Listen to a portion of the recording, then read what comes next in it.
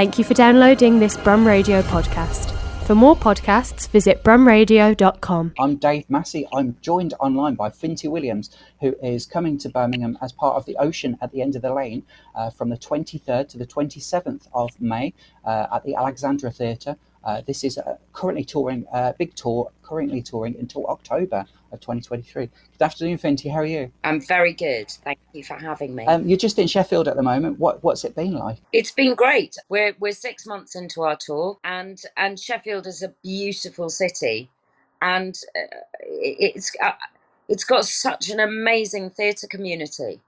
You know, all the theatres in the same place, and there's such a huge raft of brilliant things that are coming up here. It's a really great place to be. What did you know about this production before you became involved in it? I had been to see it in London when it was at the Duke of York. So it started at the National Theatre and then it moved to the Duke of York's. And I have known the director, Katie Rudd, for quite a long time. And she asked me to go and see it. And so I went to see it and I was blown away by it. I didn't know that it was going to have a life after the Duke of York's. So I just went to see it as a person who loves going to the theatre. And I was genuinely moved by it and yeah, really blown away by it. Now, I saw that your role, the name of your role is described as Old Mrs Hempstock. And I think that's quite cheeky to call somebody, call someone old in their role. As actors, I'm sure you're used to playing people that are older and younger than yourself. How does it feel to have someone with a title like that? Well, I won't spoil it, but she's been around for quite a while. You know, if she was just like, oh, old, she's like 65, then I'd be a bit miffed. But she's not. She's really, really, really, really old. And also because there's my part, and then there's my daughter and my granddaughter. And somebody refers to my daughter as Mrs Hempstock. And I say, no, please call me old because I was here first. Wow. So I quite like that. And how does it feel to tell a fantasy? It's a fantasy story. How does it feel to tell a fantasy story on the stage and then take it around the country? I think, Dave, the thing that has been so incredible is when, of course, when your friends and family come and they love it, that's great. But when you have big school parties, and I mean like 400 school children in, you can hear over the tannoy in the dressing rooms, you can hear their reactions, and like people gasping and screaming and shouting out. And I don't know about you, but I think that, you know, of course, I understand about the whole theatre etiquette conversation that's going on. But when you can encourage young people to go to a play and have that sort of reaction to it, that means a lot. And of course, younger audience members, not maybe even today as well, will know you as being the voice of Angelina Ballerina. How did it feel to be involved in voiceover work like that, and how does it feel to inspire people to go into the arts and culture through ballet? Well, I mean, if I inspired one person to go into ballet and the arts from doing Angelina, then that will have been a job well done. We had a wonderful time doing it. I do a lot of voiceover work.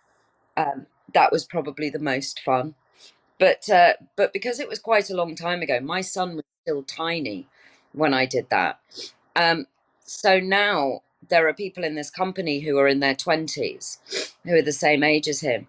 And just occasionally they go, oh my God, you were Angelina Ballerina. And it's really sweet. And they say, I used to watch that all the time. And my mum used to read me the books. And it's really nice. I always think it's really wonderful to be able to encourage other people to get into arts and culture in that way. And I've always thought that children reading about or hearing stories about ballet was just so exciting for children. It opens them up to that sort of brand new world as well. I used to read Ballet Shoes by Noel Mm-hmm. Stretfield. I read that. I think the book fell apart. I read it so much.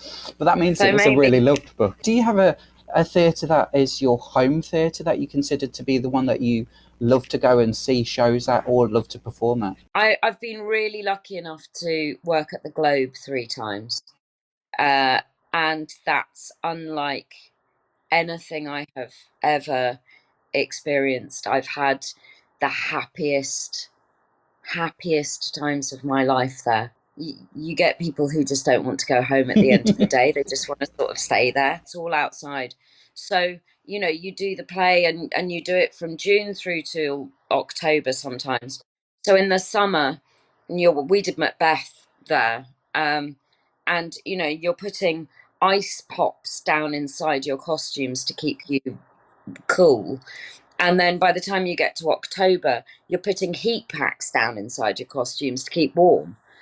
And it's a really extraordinarily magical, special place. Wow! I mean, I've never seen a show there, but I have stood in the actual grounds of the Globe, and it's just even just standing there is just magical.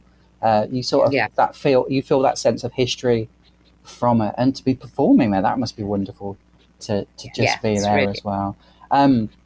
So we can find. You can find tickets to this production of The Ocean at the End of the Lane, which is on from the 23rd to the 27th of May. And it's, as I say, it's touring until October. You can find tickets at atgtickets.com. Make sure you pick Birmingham and find the details there for the Alexandra. Also, you can find out more about this production from nationaltheatre.org UK. Click on the productions and it will show you The Ocean at the End of the Lane. See, I'm reading all this off my screen to make sure I get it all right. Finty, thank you so much for taking the time to chat to us about this, and I can't wait to come and see this production. I'd just like to say I'm really looking forward to coming to Birmingham because I was brought up in Stratford-upon-Avon. So it's almost like coming home for me. That's amazing. Thank you so much. I hope you have a wonderful time in Birmingham when you're here as well. Thank you so much, Dave. Thank you for listening to this Brum Radio podcast. Don't forget to subscribe and rate us on your podcast app.